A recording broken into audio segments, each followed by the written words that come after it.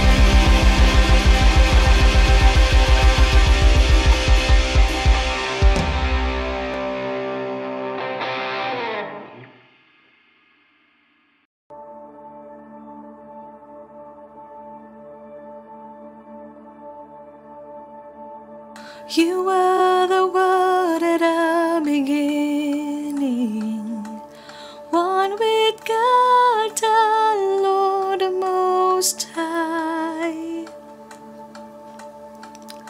Your hidden glory in creation, now revealed in you are Christ. What a beautiful name it is. What a beautiful name it is. The name of Jesus Christ, my King. What a beautiful name it is. Nothing compares to this. What a beautiful name it is. The name of Jesus.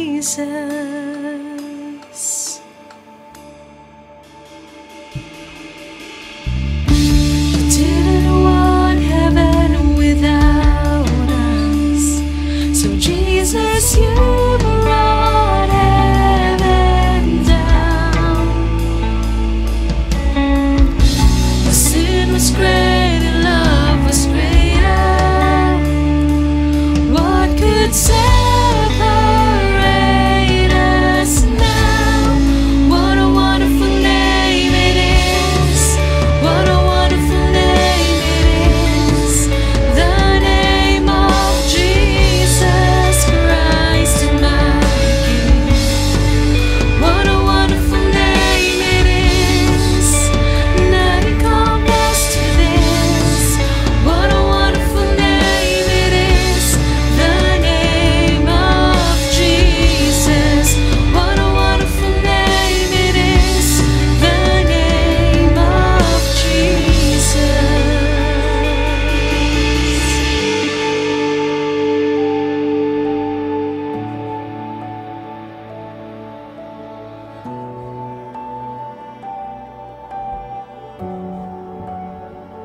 How sweet your name, Lord, how good you are.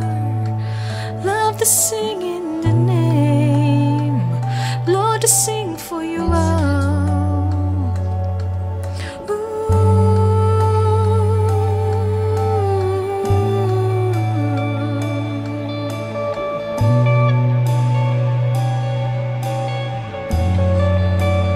That could not hold you, the veil tore before you. You silenced the boast of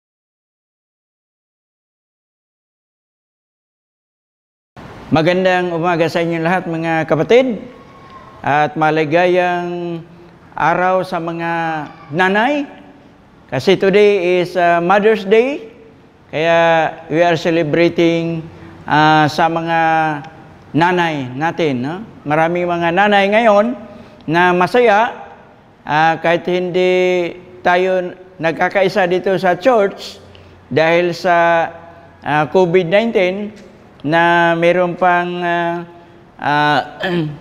bawal na magkaroon ng mass gathering. Kaya kahit sa mga tahanan tayo, ang mga nanay natin ay masaya. Nais po natin na i-greet ang lahat ng mga nanay na nandyan sa mga tahanan. Happy Mother's Day 2020. Okay.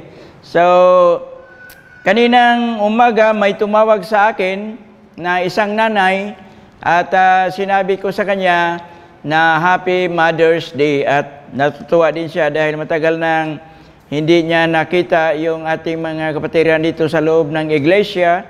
Tumawag na lang siya, meron ding chat sa akin at gi-greet ko rin sila na Happy Mother's Day. So, yun ang ating buhay sa ngayon na itong pagdiriwang natin napakahirap dahil hindi tayo nagkita dito sa loob ng iglesia, hindi katulad sa nakalipas na mga taon na napakasaya natin. Pero kahit ganun pa naman ang nangyari, masaya pa rin tayo dahil ang ating kasiyahan sa paglilingkod naman sa Panginoon, hindi naman sa kapwa-tao. Okay? That is number one. So, ang ating message mamaya, makita natin sa Ephesians, no? Chapter 5, verse 22 to 25. Pero bago natin pakinggan ang salita ng Diyos, meron muna akong basahin na isang tula para sa mga nanay.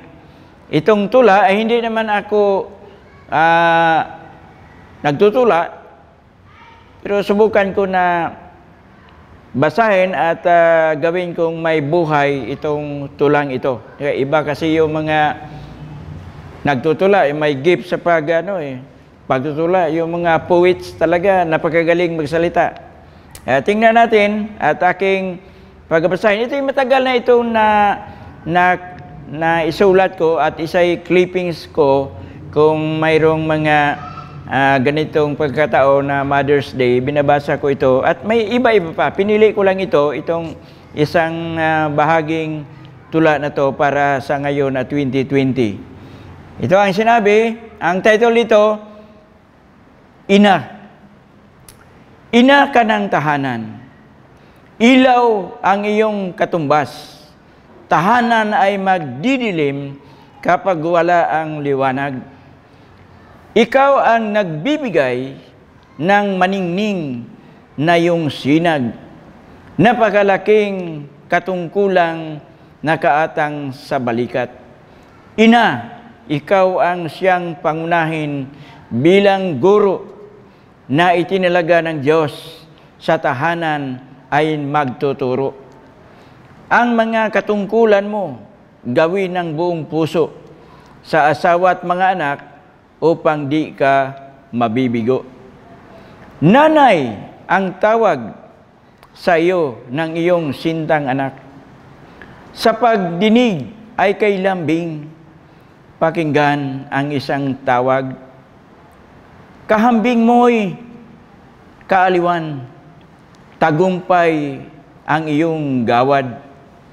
Sa bawat umaasa sa pag-ibig mong gawad. Nanay, inang, o ina ko, sa dusa't paghihirap, ang daing mo'y haplas, lakas ang siyang katumbas. Mga dalangin mo sa Diyos, araw-araw kong pangarap, upang ako'y huwag maligaw sa landas kong tinatahak.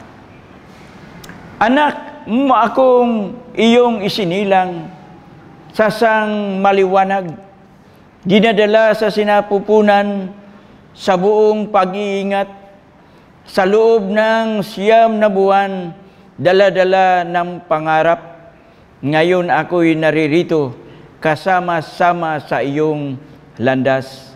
Ako, ina, nang sumilang, inaruga sa iyong palad, pinalaki, ipinag-aral upang matupad ang pangarap. Ngayong ako'y malaki na, sa tabi mo ako'y hangad. Maging tungkod mo ako sa malayo mong paglalakad. Napakaganda sa mga salita ng ating narinig, nabasa tungkol sa isang poem para sa mga nanay. Ang mga nanay ay malaki ang kanilang tungkulin sa kanilang mga tahanan o sa kanilang sarili. Napakahirap ang buhay ng isang nanay. Siyempre, ang isang nanay, hindi lamang sa kanyang personal na pangangailangan, kundi sa buong pamilya. Malaki ang kanyang tungkulin bilang nanay sa kanyang pamilya, sa kanyang tahanan. Kaya mabasa natin sa Bible, sa Efesos 5, umpisa sa versikulo 22, ang sinabi dito ni Apostol Pablo, "Wives, submit to your husbands as to the Lord." So, ang mga nanay, siyempre, mga asawa sila, wala naman sigurong nanay na walang asawa, o kung yung kanilang asawa ay wala, o baka mga byuda na sila, o yung mga single mom na mga nadisgrasya, at sila rin ay mga nanay na dapat mailagay sa kanilang puso yung kanilang tungkulin. So yung mga nanay, tinutukoy dito ni Apostol Pablo, yung mga nanay na may mga asawa, sabi ito, submit to your husbands as to the Lord. So i-submit natin, no? Ibigay natin sa ating mga asawa na lalaki. Kasi yung asawa kasi sa Tagalog, pag sinabi asawa, pwede asawang babae, asawang lalaki. Sa Bisaya, pag asawa, tinutukoy babae. Kasi ang lalaki sa Bisaya, bana. Sa English, alam natin, pag wife, babae. Pag husband, lalaki. Ito kasi, pag sa Tagalog, idugtong mo pa kung sinong tinutukoy, asawang babae, asawang lalaki. So, ang asawang babae, you have to submit to your husband. So, submit, ibigay natin, magpailalim, magpasakop, no? Submit. Minsan kasi sa panahon ngayon, may mga nanay o may mga asawa na hindi sila nagrespeto sa kanilang asawang lalaki. Parang sila ang mataas, sila binaliktad nila, sila ang husband, sila ang tatay, hindi sila nanay. Kasi hindi sila nag-submit, hindi sila nagpailalim. Sabi ito, magpailalim.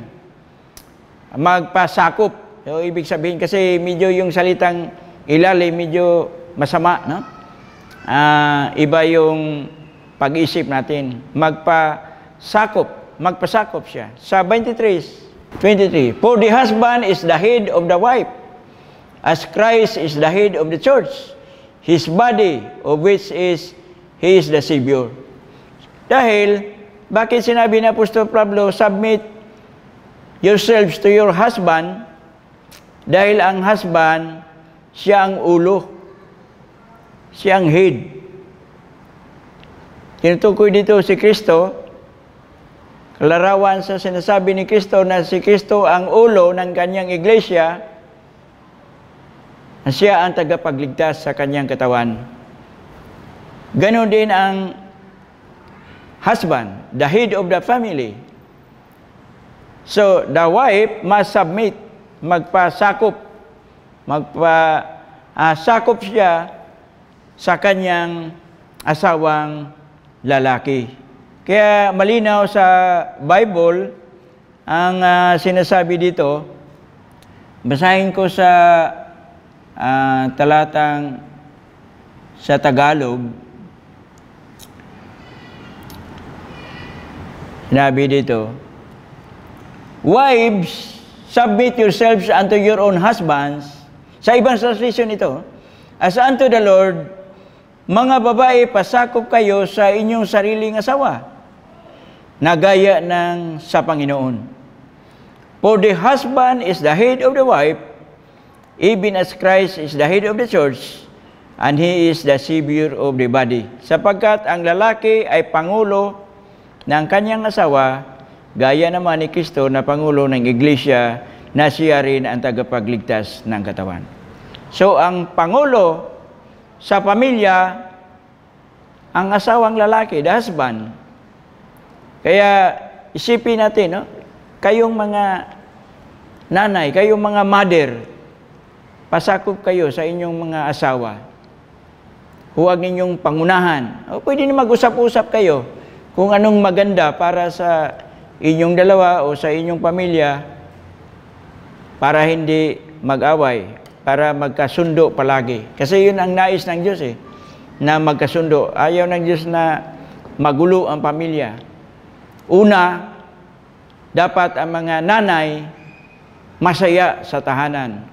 May kasabihan nga, pag masaya ang asawa o masaya ang nanay sa tahanan, masaya ang buong pamilya. Pag hindi masaya ang nanay, magulo ang tahanan. Kaya, isipin natin yan palagi. At isama natin sa ating mga panalangin na dapat ang mga nanay laging masaya. Pero nga nagtanong sa akin, Brad, problema ako sa aking pamilya. Dahil ako naman, hindi naman ako nagmataas sa aming pamilya. Sabi ng nanay sa akin. Pero kung hindi ko pangunahan ang aking asawang lalaki, walang magawa. Bakit ano pangyayari? Sabi ko sa kanya. Alam mo, Brad, yung aking asawa, hindi ko isip kung anong klaseng tao yan. Bakit? Hindi magtrabaho. Sinabi ko, maghanap kang trabaho, hindi siya magtrabaho. Alam mo, ako ang naghanap ng trabaho para sa kanya. Pamira naman. Siguro marami din gano'n, no? May mga lalaki na, yung mga asawang lalaki, na talagang mahina. O baka walang pinag-aralan. Pero dito sa sitwasyon na sinabi niya sa akin, may pinag-aral, college graduate naman yung kanyang asawang lalaki. Pero mahiyain. Yun nga, isa sa mga problema natin, yung mga tatay na mahiyain. Nagdepende lamang sa kanilang asawa, babae. Pero itong nanay na to, gumawa ng paraan, siya naghanap ng trabaho, pinasok niya doon sa kumpanya, at nakapasok ng trabaho. At natutuwa rin siya na nagkwento sa akin dahil nakapasok ng trabaho yung kanyang asawa. Minsan may mga ganun. Kaya sabi niya, ako ang nanguna. Parang ako nga ang tatay sa aming pamilya. Kahit alam ko naman yung Bible na dapat magpasakop ako. Pero lagi ko siyang napangunahan. Meron naman ding isa na yung kanyang asawa ayaw magtrabaho. Ayaw talaga. So ang ginawa ng asawang babae, siya lang ang nagtrabaho. Yung kanyang asawang lalaki, yung husband, nasa bahay. Siya ang nag-aruga sa kanilang anak, siya ang gumawa ng anong mga gawain sa bahay, siya nagsasaing, nagluluto, siya nag-alaga sa kanilang anak. Pambira, pang gano'n, no? Pero sa Bible, dapat ang lalaki, ang husband, siya ang maghanap buhay. Ang babae kasi sa bahay lang dapat. Mayroong isang kamag-anak namin na hindi naman siya nagkatapos sa kolehiyo sa kanyang kurso na Marine, pero naghanap siya ng trabaho na makapasok ng trabaho. para mabuhay ang kanyang pamilya. Ang kanyang asawa, graduate ng education, pasado sa examination, board exam. Pero sabi niya, huwag ka magtrabaho. Ayaw kong ganon. Sundin ko yung Bible kasi Christian eh. Diyan ka lang sa bahay, mag-alaga ka sa mga anak natin. At kung ano pang gawaing pangbabae, nandito ka. Huwag kang hanap ng trabaho. Ako ang maghanap, tungkulin ko yun. Oo nga, ginawa nga niya eh. Kumanda naman kanilang buhay. Biblikal yan.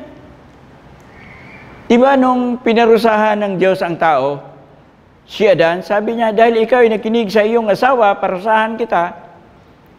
Ang parusa mo ay papawisan ka sa paghanap buhay, dadaan ka sa paghihirap upang mabuhay ka at ang iyong asawa. Pero matungkulin eh. Pero ngayon, nag-iba na nga eh. Bago na ang ating panahon. Marami na mga lalaki na ayaw magtrabaho. Mga asawang lalaki ayaw na magtrabaho. Mga babae na lang maghanap ng trabaho. Minsan yung iba, mag-asawa talaga, walang trabaho eh. Yun ang mahirap. Minsan sa buhay ng tao. Okay? So, submit to your husband. So, kung mayroong ganun na sitwasyon, hayaan mo na. But you have to submit. You have to respect. Kung ganun ang mangyari, respect pa rin. Huwag mong bugbugin yung asawa mong lalaki. Meron kasi mga babaeng matapang eh. Kahit may trabaho pa yung asawang lalaki, yung kanilang husband, pero may mga babae talagang matapang. Na hindi dapat ganun, lalo na tayong mga Kristiyano. Kasi ang mga Kristiyano na mga nanay o mga babae, mga mababait, hindi ganun. Sinusunod natin yung Bible. Submit. Sabi dito ni Apostol Pablo, wife, submit to your husband. Okay? As Christ, as the head of the church, his body, which he is the Savior. Sa verse 24, now is the church submits to Christ, so also wives should submit to their husbands in everything, sa lahat ng mga bagay. Ito, tinutukoy ni Apostol Paul, lahat ng bagay, everything. No? Sa aking translation dito, therefore, as the church is subject unto Christ, so let the wives be to their own husbands in everything. Datapwat kung paanong ang iglesia ay nasasakop ni Kristo, ay gayon din naman ang mga babae ay pasakop sa kaniyang asawa lahat ng mga bagay. So kung sa anumang mga bagay na kailangan sa pamilya, ang nanay o ang babae magpasakop. Susunod. You have to respect kasi husband siya, lalaki. Pero don't abuse. Okay, ito sa verse 25, anong tungkulin ng mga lalaki? Tayong mga tatay. Husbands, love your wives just as Christ loved the church and gave himself up for her. So, ang tungkulin ng tatay dahil ang ating mga asawa, ang mga nanay nag-submit, nagpasakop, mahalin natin sila. Nandyan yung pagmamahal. Sabi ni Apostol Pablo, mga husbands, mga tatay, love your wives. Mahalin natin ang ating mga asawa. Merong karamihan kasi sa magpa-counsel sa church. Karamihan mga babae, bihira lang yung mga lalaki. So, ang mga babae, karamihan na sakripisyo. Kaya, mayroong mga batas tungkol sa mga abuse na nagawa ng mga kalalikihan sa mga kababaihan. Gusto nga ng mga babae na ma-solve yung mga problema na yan sa ating pamilya. Mayroong grupo sa mga kababaihan, yung Gabriela, na marami namang mga babae, hindi lamang mga Kristiyano, kundi sa mga hindi Christians, na nais nila na ang pagkasal hanggang 5 taon na lang, may lisensya na. Parang permit na hanggang 5 years lang. Pag after 5 years, i-renew naman yung inyong relasyon. Kasi wala naman tayong divorce. Pero mayroon naman tayong divorce na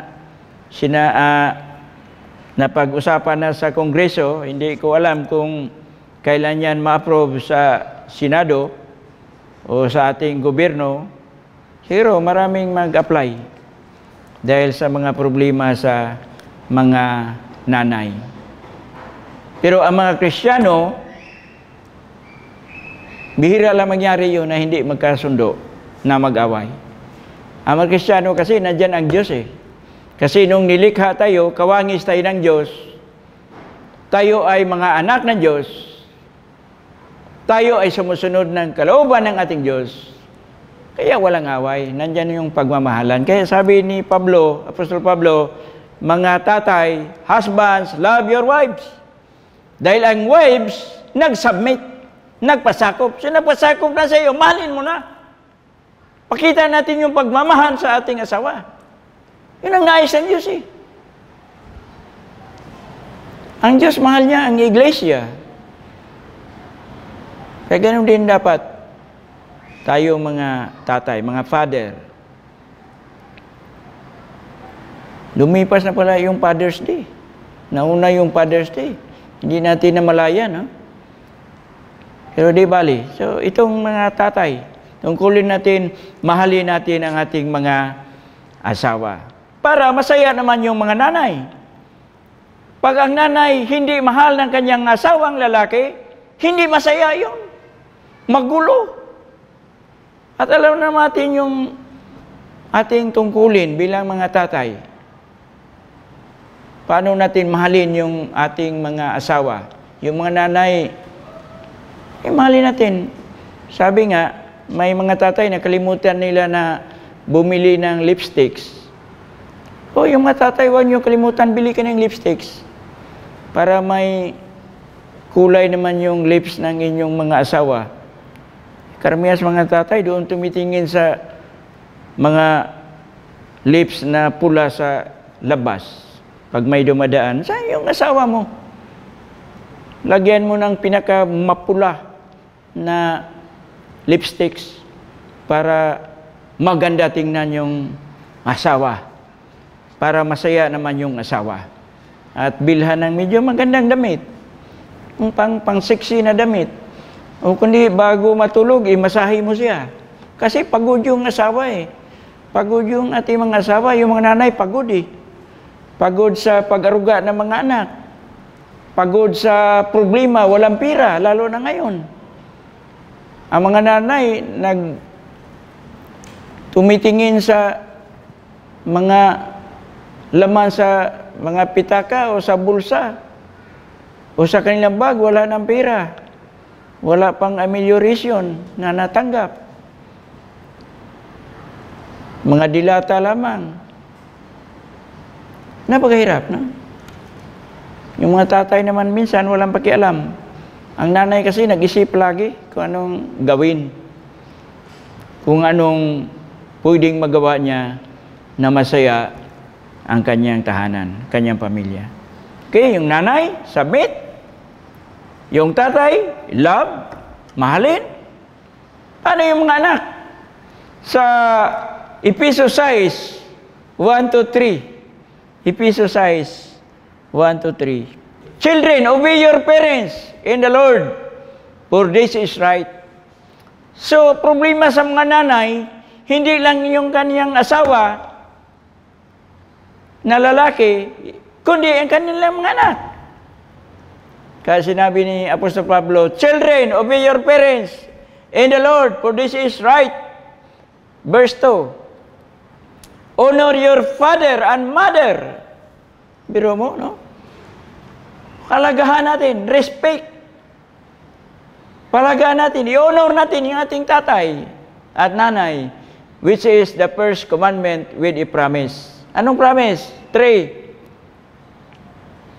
But that it may go well with you and that you may enjoy long life on the earth. So kung tayo ay susunod, magrespeto sa ating mga magulang, tayo mga anak, hahaba ang ating buhay. Hahaba ang ating buhay. Meron kasi mga anak na wala ng respeto sa mga magulang, lalo na sa mga nanay. Karamihan mga nanay. Kasi ang nanay laging nag-aruga, laging nagdisiplina, kaya minsan mga anak, ang galit nila nasa nanay. Majority. Mga tatay minsan walang pakialam, pero pag sinabi ng nanay na, tingnan mo yung anak mo, ganun, doon na, nagagalit na yung tatay. Pero kung walang sumbong sa nanay, okay lang yung tatay. Ang nanay, karamihan, nadiin sa mga problema sa mga anak. Kaya hindi maiwasan ng nanay dahil ang nanay, simula pa sa maliit ka, inaaruga ka, inalagaan ka hanggang lumaki. Pag lumaki na, imbis sabi dito sa tula natin kanina, pag lumaki na, siya na magdala sa tungkod para mag-guide, ay ngayon hindi na. Iwanan na yung nanay. Iwanan na yung tatay. Hindi na makita yung mga anak. Wala na pakialam yung mga anak. Napakahirap pag gano'n, no? Kasi yung mga anak, pag malaki na, lalo na pag mayroon na silang mga girlfriend o boyfriend, wala na, hindi na makita sa tahanan. Iwanan na yung pamilya. Nandoon na, kahit hindi pa kasal, nagsama-sama na. Masaya na. Hindi ganoon. Ang Kristiyano hindi ganoon eh. Ang mga anak ng Diyos, tayo mga Christians, hindi ganoon. Kundi mahalin natin ang ating mga magulang. Sundin natin sila. We have to obey our parents and respect our parents. Kung sa ganoon, kung tayong lahat, yung nanay, mga anak, yung tatay, nagkaisa, nagmamahalan, sama-sama sa pagsamba sa Panginoon, sama-sama naglilingkod sa Panginoon, sama-samang nanalangin sa Panginoon, sa loob ng tahanan, masaya ang mga nanay. Ang mga nanay sa araw na to, dapat sila masayang maglingkod sa Panginoon. Kaya kung tayo po ay naglilingkod sa Panginoon, hindi kayo mabibigo sa hinahanap ninyong kasiyahan at kagalakan sa buong pamilya. Pagpalain nawa tayong lahat at lalo na sa mga nanay, mga mothers na nagdiriwang sa araw na to. Tayo po ay manalangin. Makapangyarihang Diyos na nakikita sa hindi mabuti sa lalaki na nag-iisa, kaya lumalang ka ng kanyang makasama. Diyos namin na makapangyarihan, salamat po sa bawat ina, mula kay Iba, ang kaunaang ina, at sa mga inang ito, pagpalain mo po, pag-ingatan mo po ang kanilang buong buhay. Dalangin namin nga ang mga inang ito na sila'y maging mabuting guro sa kanilang mga anak, maging maliwanag na ilaw sa loob ng kanilang tahanan, maging matapat na kabiyak o asawa ng bawat ama ng tahanan. Dalangin namin na sila'y maging matatag sa panindigan na may kabanalan at buhay, maging masipag sa loob at labas ng kanilang tahanan. Dalangin namin sa mga inang ito na sila'y maging mabuting Kristiyano bilang anak ng kaliwanagan, na sila'y pinagpala at ang bawat gawa nila ay iyong pagpalain. Pagpalain mo nawa, Panginoon, hindi lamang ang kanilang mga plano na ito'y matutupad sa kanilang mga tahanan, bagkus ang buong pamilya, gabayan mo po. Pagpalain mo po ang mga tatay, ang mga anak na magkakaisa upang matupad namin ang inyong kahilingan sa bawat anak ninyo dito sa mundo, na kami po ay tapat sa pagsunod sa iyong kalooban. Patawarin mo po kami sa aming mga kasalanan na aming nagagawa, sa aming mga pag-iisip, sa aming mga salita at sa aming mga kilos, Panginoon. Ito po ang indalangin sa inyo sa pangalan ni Jesus, na aming Diyos na tagapagligtas, pangalan ng Ama, ng Anak, ng Espiritu Santo. Amen.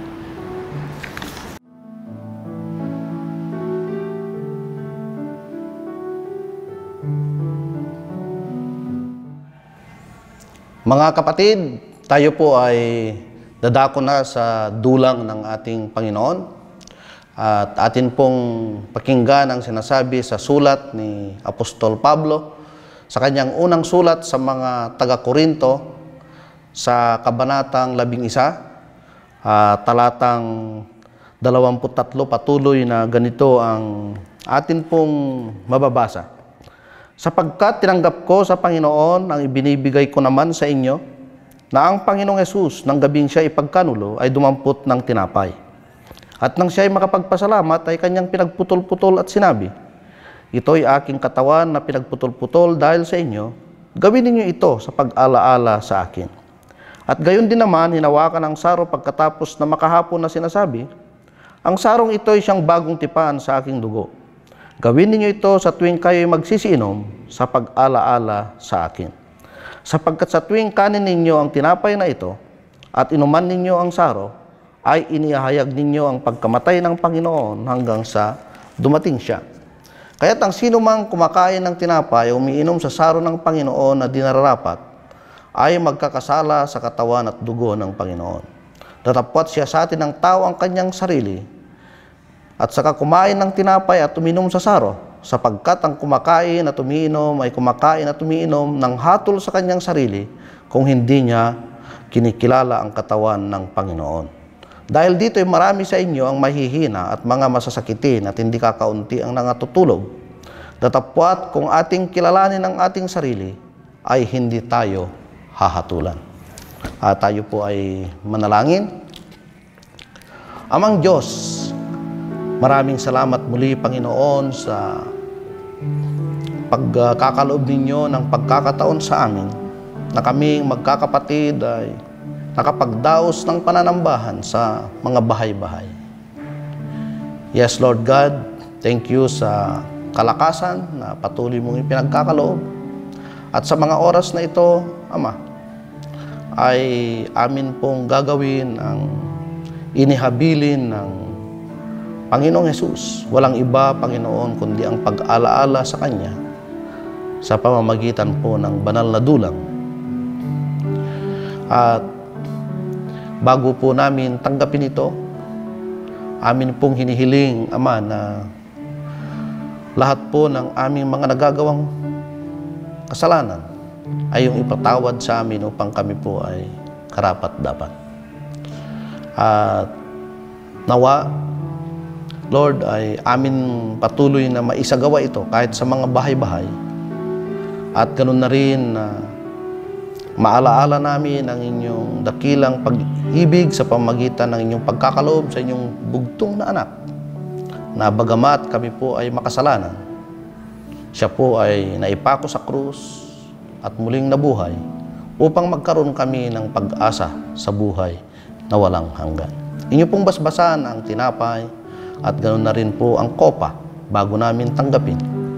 At nawa sa araw-araw ay patuloy naming maihayag ang inyong dakilang pag-ibig sa amin. Hindi lamang sa aming mga kapitbahay, kundi sa lahat ng tao na amin pong nakakasalamuha. Yes, Lord God, Ito po ang aming dalangin sa ngalan ni Jesus. Amen.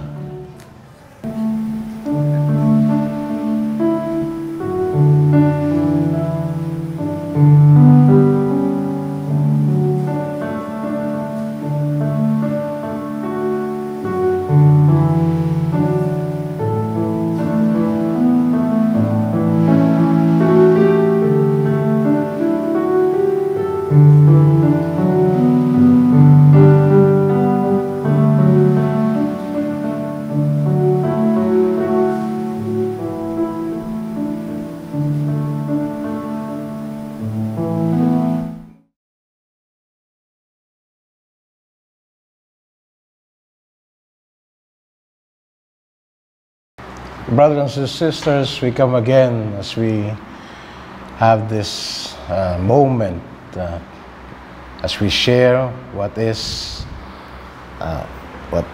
do we have. As we read in Proverbs 3 verse 9, honor the Lord with your substance, with the first fruits of all your increase, so your storehouses will be filled with plenty, and your vats will overflow with new wine.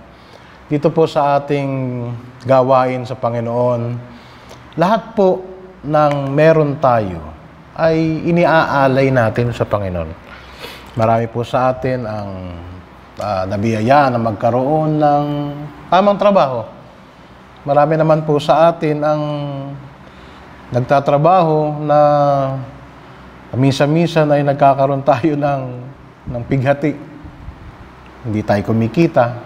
Pero hindi po yun ang hinahanap ng Panginoon sa atin. Ang hinahanap po ng Panginoon sa atin ay kung ano po ang mayroon tayo may aalay sa Kanya. Hindi lang po pananalapi, kundi yung buong substance natin. Tayo po. So, hindi po ito oras na para manlulumo tayo dahil, ano ba naman to si Brother Vic? Parang parati na lang tungkol sa giving. Pero ang giving po ay hindi po material lamang, kundi po ay spiritual. Yung ating pong alay na lingkod sa Kanya, ang serbisyo natin sa Kanya, yun po ang isa sa mga pangunahing elemento na hinahanap po ng Panginoon sa atin, yung bukal po sa ating puso. So, sa atin po na meron, pagpalain po kayo ng Panginoon dahil hindi po mapupunta sa kawalan ng inyong iaalay. Kundi ito po ay magiging napakabangong insenso sa Panginoon. At marami po ang dito ay matutulungan. Sa inyo po naman na hindi pa, panalangin po natin na tayo ay magkaroon. Hindi lamang siksik, liglig at umaapaw ang nais ng Panginoon sa atin.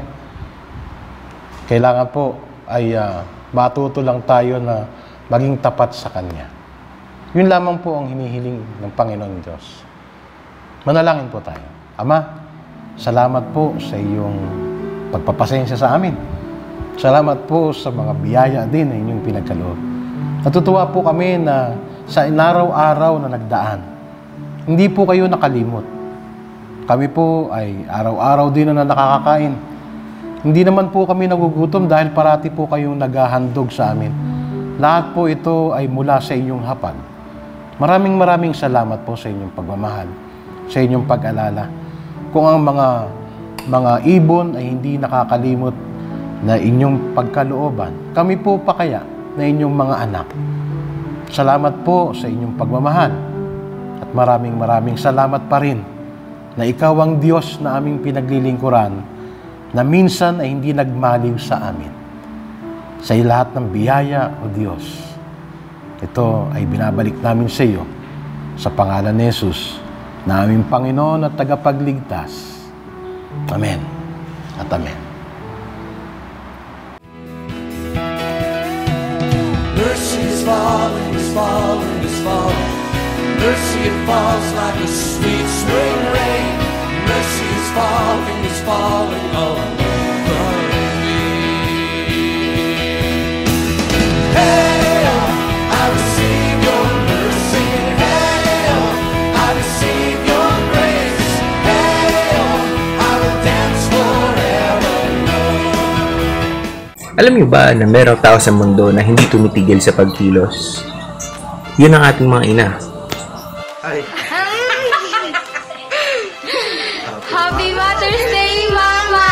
We love you! Keep on serving our Lord.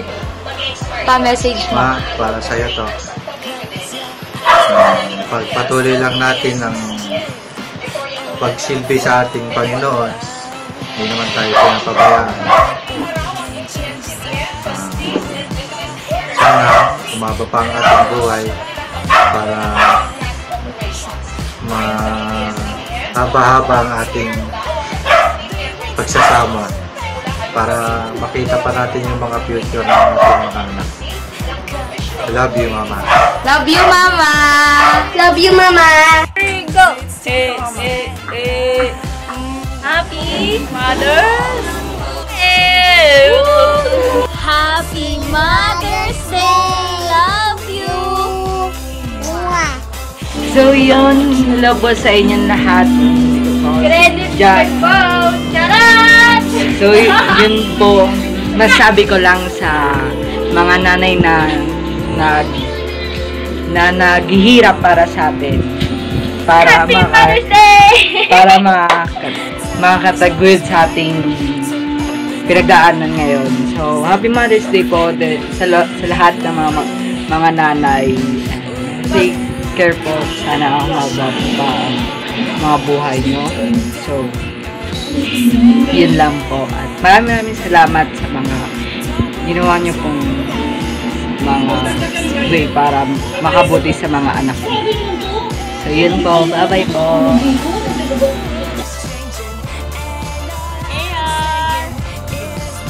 Happy Mother's Day! Mami Ivy! Tita Jinjin at Tita Ayen! Miss you! Mamu! Love you! Happy Mother's Day! Happy Mother's Day, Mommy! We love you! Happy Mother's Day! Happy Mother's Day! Happy Mother's Day! I love you all! Heart para sa ating mga momshies. Ingat, keep safe. Ingat, bawal lumabas. Quarantine. Okay na. Bye-bye. Heart shape. I love you all. Mwah.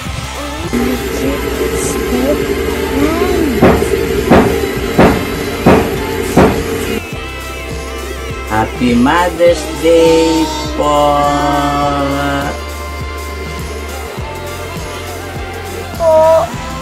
Happy Mother's Day po sa lahat ng mga nanay at lalong-lalo na po kay Mama.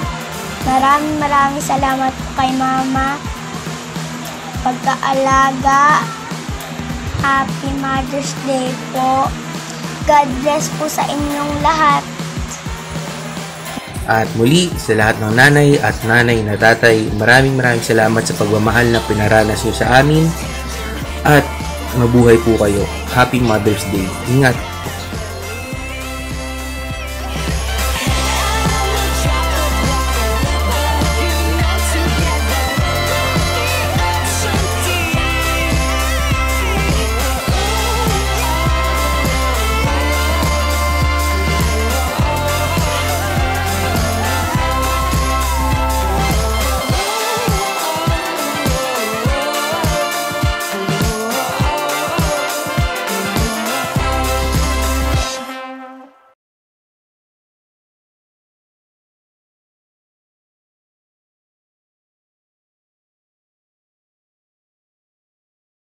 Oh Lord my God, when I'm in awesome wonder, consider all the words thy hands have made. I see the stars, I hear the rolling thunder, thy power throughout the universe displayed. Then sings my soul, my Savior God, to thee.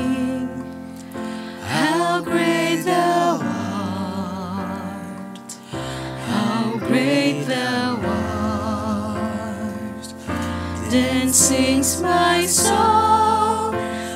my Savior God, to thee. How great thou art, how great thou art. And when I think of God, His Son and Spirit, sent Him to die, I scarce can take it in, that on the cross my burden gladly bearing, He bled and died to take away my sin.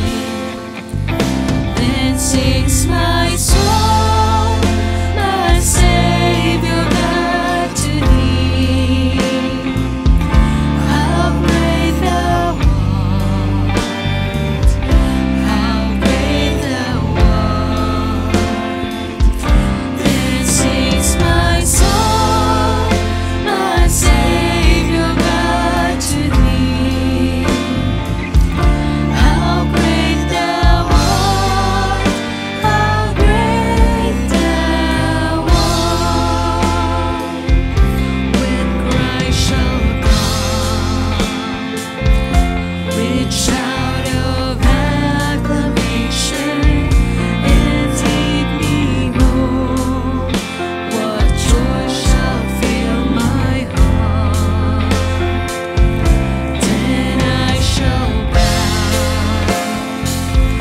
with humble adoration and then proclaim, my God, how great thou art. Then sings my soul, my Savior God, to thee. How great thou art, how great thou art. Then sings my soul, my Savior God, to thee.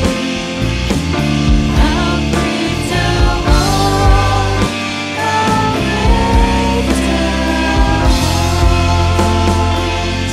How great thou art, how great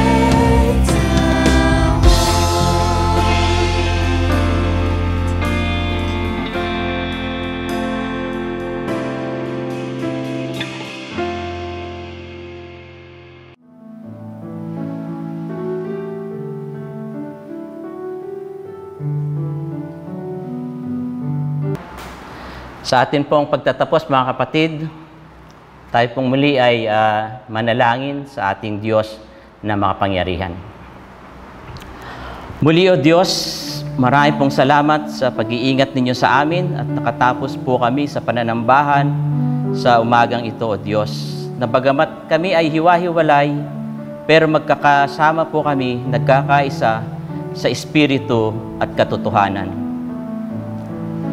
Sa aming pong pagtatapos sa pananambahang ito, inilalapit ko po sa inyo, Panginoon, ang mga ina ng mga tahanan. Nilalapit po namin sila sa inyo, Panginoon, dahil they are a blessing to the church. They are a blessing to their families. These mothers are the reason why there is a church. There are leaders that is serving you dahil sa pagpapalaki sa amin ng mga inang ito.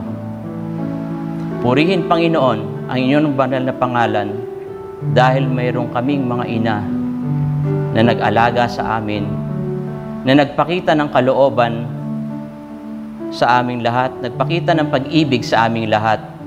Alam po namin, Panginoon, na sa kasabihan nga na sila ay mga ilaw ng tahanan. At sa aming pagtatapos, O Diyos, nawa, yakapin niyo kami ng inyong banal na presensya habang kami po, Panginoon, ay nasa kanya-kanyang mga tahanan at iniingatan ang pagkakaisa namin sa Espiritu at katotohanan. This we ask of you, through Christ, our Lord. In Jesus' name we pray. Amen. Tanggapin natin ang pagpapala ng ating Diyos na makapangyarihan. Sa Diyos Ama na lumalang sa langit at lupa, kay Jesucristo na siyang tumubos sa aming lahat, at sa pamatnubay ng banal na Espiritu na nasa aming mga tahanan ngayon, sumalangit nawa at sumaamin ang kapayapaan na ipinagkakaloob ng aming Panginoong Hesus. Amen.